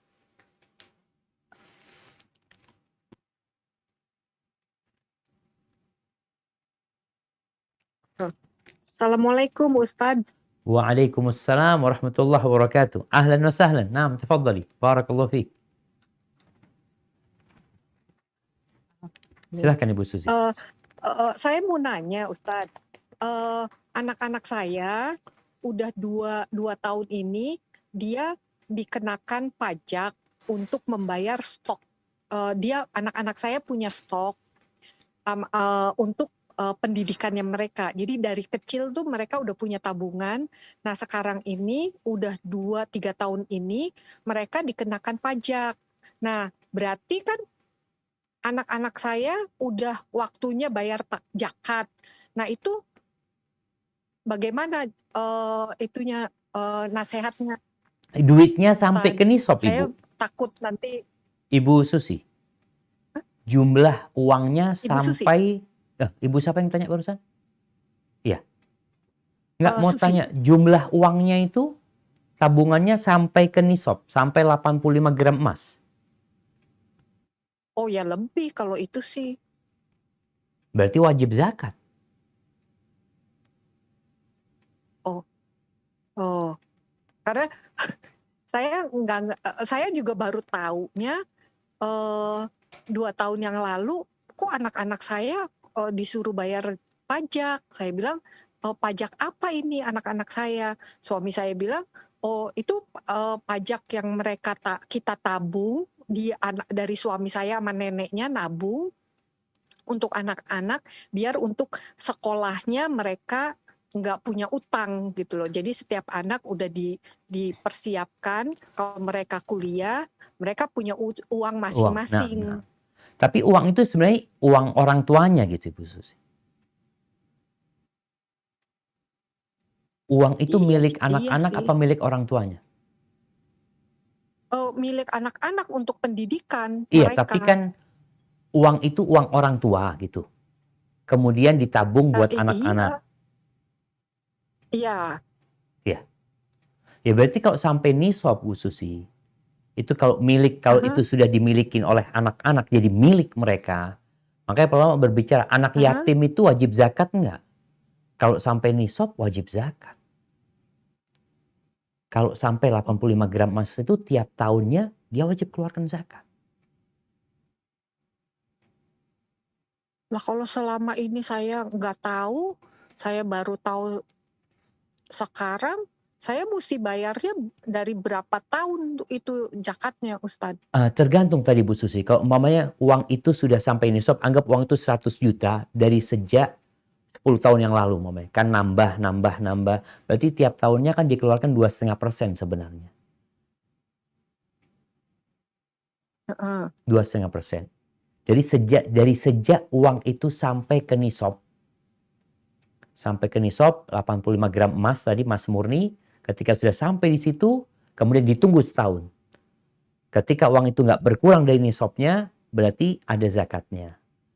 Terus seperti itu, Ibu. Jadi itu termasuk utang zakat ya, karena ketidaktahuan insyaallah Allah Azza wa Jalla memberkahin di harta Ibu Susi, dan ini apalagi buat pendidikan anak-anak, jangan sampai ternyata ada hak orang di harta anak kita gitu. Karena 2,5% itu bukan hak mereka, itu hak orang gitu.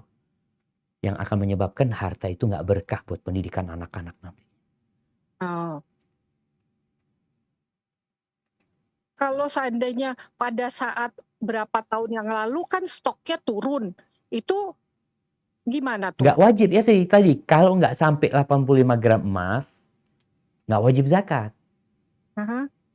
Mamanya ternyata Oh, cuma berarti saya hitung mana hitung waktu Ibu. stoknya lagi turun, saya Iya. bayar zakat. Kalau turun saya nggak bayar zakat, begitu pas lagi naik, itu berarti saya utang saya ada berapa yang stabilnya, kalau turun nggak bayar gitu ya? Iya, artinya turun di bawah 85 gram emas.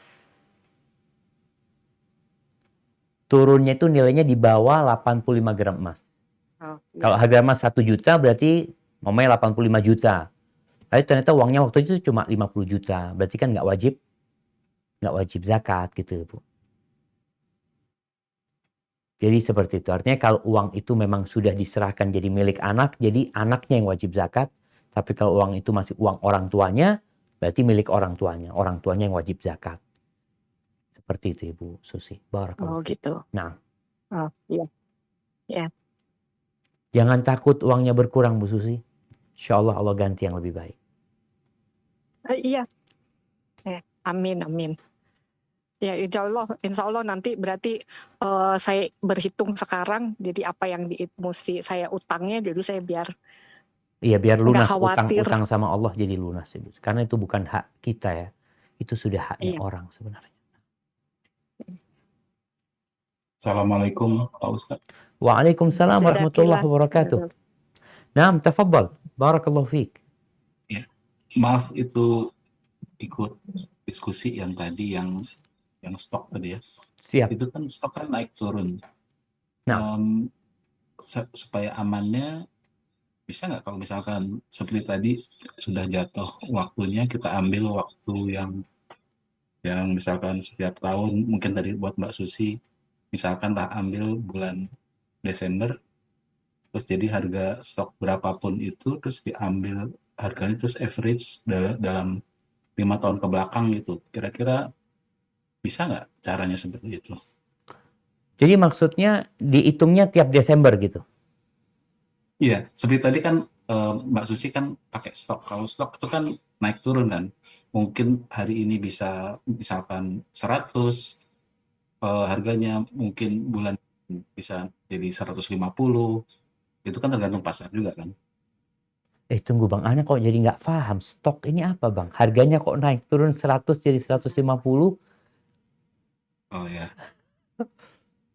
Gimana Bang? Ya, stok itu kan apa? Bukan duit ini Bang. Saham. Jadi seperti kalau ya mungkin sekarang banyak dibicarakan orang tuh misalkan saham Tesla lah, misalkan hari ini misalkan 500, karena banyak demand, banyak yang mau beli, akhirnya jadi bulan depan jadi 1000, bahkan mungkin 1500. Siap. Iya. Nah, Iya, paham Mana kalau gitu. Jadi ini masuk ke barang dagangan, Bang. Jadi zakat barang dagangan kalau itu diperjualbelikan bisa naik turun, memang diambilnya itu per tahun nantinya. Jadi dihitung per tahun. Makanya zakat itu kan kewajibannya per tahun. Jadi umpamanya dihitungnya stok ana ini nyampe ke nisab bulan Sya'ban ini, nyampe ke nisabnya 85 gram emas. Nanti tahun depan bulan Sya'ban juga dihitung tuh. Seperti itu. Tahun depannya lagi dihitung pas per tahun. Jadi bukan tiap bulannya, enggak. Per tahunnya dihitungnya, Bang. Jadi diambil kalau tadi bulan Desember. Cuma kenapa diingatkan pakai bulan Islam? Karena tahunnya itu berbeda. Kalau pakai bulan Masehi itu lebih 11 hari. Betul. Sehingga kalau kita ngeluarkan zakatnya pakai bulan Desember, kita lewat sebenarnya wajibnya gitu. Betul. Seperti itu, Bang. Ya, jadi cuma mau coba mungkin nambahkan supaya lebih jelas untuk Mbak Susi tadi kan. Jadi Mbak Susi itu kan tadi tabungan untuk biaya Anak-anak gitu, Bang. anak-anaknya dalam bentuk stok. Gitu. Ya, Masya Allah. Anda baru tahu stok istilahnya ini, Bang. Jazakumullah khairan. Iya, makasih banyak itu atas informasinya juga. Nah, Jazakallah khair. wa iyyakum. Nah.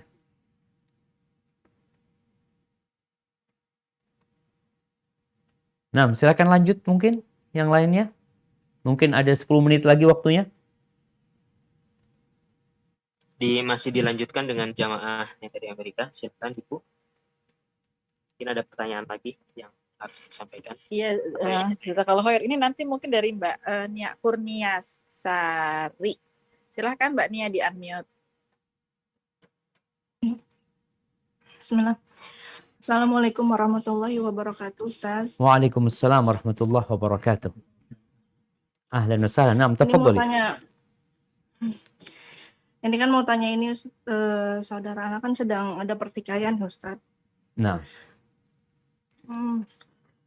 Ceritanya masalahnya kakak laki-laki anak tuh sedang ada konflik rumah tangga dengan istrinya dan kemudian berlindung ke rumah ibu. Nah, si kakak perempuan anak itu tidak terima karena kakak laki-laki anak setiap kali ada masalah hanya membebankan kepada ibu anak.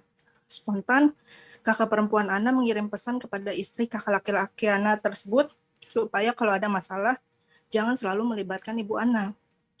Kakak laki-laki anak tidak terima dan malah semakin panjang masalahnya. Kemudian beliau memaki-maki kakak perempuan anak segala macam dan sampai sekarang belum ada titik terang untuk menyatukan mereka kembali karena saling keras kepala. Bagaimana ya Ustadz, mohon solusinya sebelum Ramadan, inginnya kami itu menyatukan mereka supaya terjalin lagi silaturahimnya. nah. Jazakallah khair Ustadz. Wa iya. Assalamualaikum warahmatullahi wabarakatuh. Waalaikumsalam warahmatullahi wabarakatuh. Subhanallah jamaah. Rasulullah sallallahu alaihi wasallam beliau pernah bersabda, ala ukhbirukum ala afdal min darajati salati wassiyami wassadaqah. Kalian mau nggak aku kasih tahu sebuah amalan yang lebih mulia daripada sholat, daripada puasa, daripada sedekah? Qalu bala ya Rasulullah. Dikasih amalan yang lebih baik dari sholat, dari derajatnya sholat, dari puasa, sedekah. Maka para sahabat bersemangat untuk tahu amalan apakah itu. Lalu Nabi SAW mengatakan salahu dzatil bain, yaitu terjalinnya hubungan di antara kekerabatan, memperbaiki hubungan dua orang yang bertikai. Lalu beliau mengatakan fa inna fasada dzatil bain hiyal haliqah, rusaknya hubungan kekerabatan itu antara orang-orang yang bersaudara itu adalah memangkas, menggundulin. Itu bukan gundulin rambut, tapi gundulin agama. Maka bagaimana sekarang memperbaiki dua orang yang bertikai? Ya, perlu usaha dari orang lain. Karena dua orang ini sudah sama-sama panas. Siapa yang salah, dua-duanya salah. Kita nggak perlu belain kakak, nggak perlu belain yang laki, nggak perlu belain yang perempuan. Tugas kita sekarang adalah memperbaiki. Di antara cara memperbaiki orang yang bertikai ini, Ya dengan menyampaikan kepada mereka. Kalau bicara tadi kita mau masuk bulan Ramadan, kita masih di bulan Sya'ban, ada kesempatan ini. Sayang kalau akhirnya amalannya nggak diangkat. Kalau perlu bohong, boleh bohong. Di antara dusta yang diperbolehkan adalah dusta dalam rangka memperbaiki dua orang yang bertikai, kata Nabi SAW. Jadi kalau anti bisa datang ke kakak yang perempuan, Kak, itu kakak fulan kesian ya, dia kepingin minta maaf, mudah-mudahan kakak bisa lah. Insya Allah Kak ya, dia kepingin ketemu sama kakak. Terus datang ke yang laki, sampaikan, Bang ini mau Ramadan, kayaknya kakak perempuan gak ingin bulan Ramadan ini, ya masih ada kedengkian di antara dia sama kakak. Dia kepingin ketemu sama abang gitu umpamanya. Bagaimana kita menyatukan mereka. Jadi perlu adanya mediasi. Kalau ternyata mediasi dari kerabat nggak bisa, mungkin cari orang lain, cari ustadz umpamanya yang bisa memberikan penjelasan. Kalau enggak, tulis surat. Anti tulis surat sama kakak ini, tulis surat sama kakak ini. Jelaskan kepada mereka tentang ya indahnya kekerabatan itu, yang lalu biarlah berlalu. Kita aja punya salah sama Allah, 1000 dosa pun Allah masih memaafkan. Masa kesalahan, satu kesalahan yang dilakukan atau 10 kesalahan yang dilakukan, tidak ada pintu maaf buat dia. Sambil terus didoakan ya, semoga Allah memperbaiki di antara mereka. Allah menyuruh kita, wa aslihu dzata bainikum. Perbaikilah ya hubungan di antara kalian itu. Hada wallahu a'lam bishawab. Nah. Baik, barakallahu fikum Ustaz. Jazakumullah khairan atas jawaban-jawabannya. Gimana, masih ada pertanyaan, masih ada waktu lagi Ustaz? Tafadhol, ada 5 menit lagi Ustaz Hidayat. Baik, gimana Ustaz? Mungkin 2 pertanyaan lagi. 2 pertanyaan lagi, tapi tafadhol untuk ini host dari Amerika. Ya, pertama Pak Ustadz mohon maaf, Foni sedikit akan buat pengumuman dulu. Punten nanti untuk yang mau bertanya, mungkin ini agak ada yang misalnya terlewat sama Foni untuk dibacakan. Intinya pertanyaannya ini harus dilihat dulu sesuai dengan tema kita, tema Ramadan gitu ya. Jadi yang mungkin agak berbeda dari tema tersebut, mohon maaf sebelumnya kalau karena waktu juga Pak Ustadz juga tinggal sebentar lagi, jadi tidak belum bisa dibacakan gitu ya. Tapi ini ada satu lagi, tapi mengenai terkait tentang hubungan dengan zakat tadi Pak Ustadz. Untuk menyambung pertanyaan terkait zakat tabungan yang sudah mencapai nisab, tahun lalu sudah bayar zakat dan karena tabungan tersebut tidak digunakan, jadi saat ini masih mencapai nisabnya. Tahun ini wajib bayar zakat kembali atau tidak? Begitu. Lalu pertanyaannya itu terus seputar masalah stok tadi itu mungkin nanti bisa di skip dulu ya Pak Ustadz, karena kan ini ada juga tentang hubungannya dengan riba atau tidaknya gitu. Nanti mungkin insya Allah mungkin Pak Ustadz punya kesempatan lagi, nanti kita bisa ada kajian khusus tentang itu. Tapi yang pertama ini, yang terakhir ini mungkin pertanyaannya tadi Pak Ustadz menyambung tentang zakat yang tabungannya sudah mencapai nisab, tahun lalu sudah dibayar. Jadi tahun ini karena tabungannya itu belum dipakai, jadi itu apakah kena zakat lagi tahun ini? Siap, gitu. Jazakallah khair Pak Ustadz. Barakallahu fiik. Iya jamaah, bicara zakat nih, apabila sampai ke nisab, tahun ini masih sampai nisab kita keluarin, tahun depan sampai nisab kita keluarin, sampai kapanpun selama sampai nisab dikeluarin. Pertanda uang itu, ini orang kaya ya, orang yang punya nisab itu orang kaya. Kalau dikatakan Ustadz itu tabungan Ustadz, iya berarti engkau bisa hidup setahun, nisabnya nggak berkurang. Tahun hidup ini, 355 hari, engkau bisa nikmatin hidup ini, makan, minum, beli ini itu, duit itu masih terjaga. Maka disinilah kemudian diwajibkan zakat itu. Jadi selama uang itu sampai nisab, maka wajib zakat. Ini perlu diperhatikan buat teman-teman yang punya tabungan, kemudian tabungan itu digabungkan dengan harta dia ya. Digabungkan sama harta dia yang lainnya sebenarnya, yang memang dia punya barang dagangan, dia punya modal di mana, jadi digabungin sehingga dikeluarkan zakatnya 2,5%. Tadi yang dikatakan stok ini memang mungkin kalau bicara saham ya, bicara saham ini para ulama berbincang Bolehkah kita beli saham? Apabila perusahaannya itu perusahaan yang halal. Perusahaan itu perusahaan yang halal. Dan sistemnya juga sistem yang halal, maka nggak ada masalah untuk masalah itu. Tapi kalau ternyata perusahaannya haram gitu loh, perusahaannya perusahaan nggak benar, Ustaz, jualan homer umpamanya, maka tatkala itu saham kita di sana nggak boleh gitu. Jadi mungkin tadi disebutkan untuk bicara saham atau yang disebut stok tadi, kita perlu berhati-hati ya, jangan sampai kita tadi membeli sesuatu yang ternyata secara hukum agama tidak diperbolehkan. Semoga kita lebih berhati-hati dalam urusan harta halal haram ini. Tapi yang jelas, semua punya kewajiban membayar zakat ketika sudah sampai kepada nisabnya. Sampai kepada nisabnya wajib dia keluarkan zakat dan itu hanya 2,5%. Hadza wallahu a'lam bishawab. Sepertinya itu yang bisa Anda sampaikan, kurang lebihnya mohon maaf ya kepada teman-teman yang di Amerika, yang di sana malam, di sini pagi ya.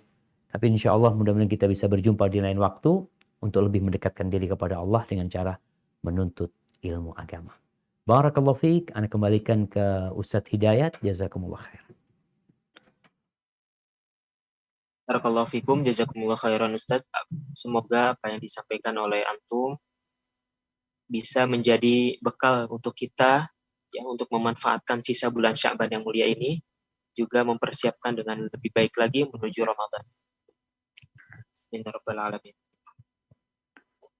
Kemudian alhamdulillah kajian ini telah sampai di ujung waktunya. Semoga kita bisa kembali lagi di lain waktu dengan kajian-kajian materi-materi yang selalu mendekatkan kita kepada Allah Subhanahu wa taala. Amin. Kita tutup kajian ini dengan doa kafaratul majelis. Subhanakallahumma wa bihamdika asyhadu an la ilaha illa anta astaghfiruka wa atubu ilaik. Wassalamualaikum warahmatullahi wabarakatuh. Waalaikumsalam.